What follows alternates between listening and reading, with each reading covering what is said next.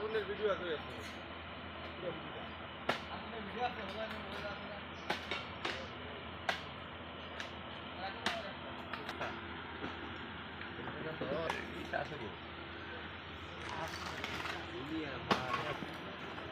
এত লাগতো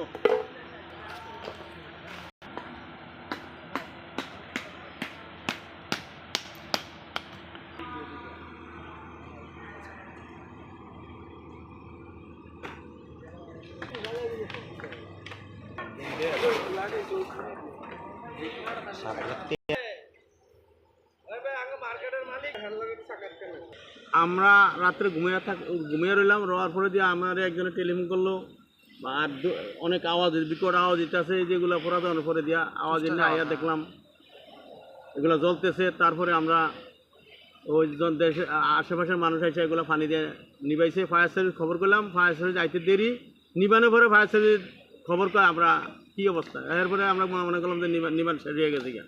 এরপর ফায়ার সার্ভিস বন্ধ করে দিলাম। আর আমাদের মার্কেটের যারাই আগুন লাগাইছে, যে কোনো একজনে লাগাইছে আগুন, এটা এমনি আগুন ধরার কোনো বিকল্প নাই। আশেপাশে কোনো গ্যাস নাই, চুলা নাই, কিচ্ছু নাই, কারেন্টের কোনো তাত্তুর এখানে নাই বা কারেন্ট থেকে হইব। এটা যে কোনো একজনে পরিকল্পিতভাবে লাগাইছে। আমরা যদি সামনে দিয়া এর কোনো শনাক্ত পাই এর প্রশাসনের কাছে উপযুক্ত বিচার চাই। এগুলা কারা কে বা কারা এগুলা করছে সামনে দিয়ে এগুলা না করতে পারে আমরা যথেষ্ট। আপনার তো প্রতিষ্ঠানের মালিক, আপনার তো প্রতিষ্ঠানের মালিক, দোকানের মালিক, আজ আপনার দোকান সবগুলো তো উড়িয়ে দিতে পারতো। এই ক্ষেত্রে আপনার কতটুকু ভূমিকা সামনে দিয়ে আমরা দেখবো। এখানে একটু দেখাশোনা করুন, রাত্রে সকালবেলা দেখাশোনা করুন কারা এখানে আড্ডা দেয়, কারা এখানে ঘোরাফেরা করে, নিচ্ছে এরাই এই কাম করছে যারা এখানে আসা যাওয়া করে ঘোরাফেরা করে রাত্রে।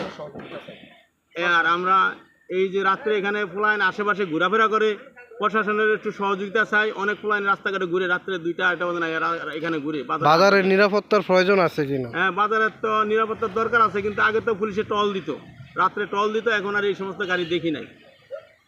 2টা 2টা বাজে রাস্তা দিয়ে ফুলাইন ঘুরে নিচ্ছে, আর এই ধরনের কাম করছে। অন্য মানুষ কোথা থেকে মানুষ হইব এখানে? আর ভাই আমার গোডাউন সব পুরা সাইকেরা দিছে। আমি ঋণ করে ব্যবসা চালু করছি। এখন আমার তো সব পুরি চাই হয়ে গেল। এখন আমি কিভাবে চলবো, কিভাবে ব্যবসা খাড়া করাবো, আমি প্রশাসনের কাছে সহযোগিতা চাই। যারা আমার এইভাবে পরিকল্পনাভাবে আগুন লাগাইল।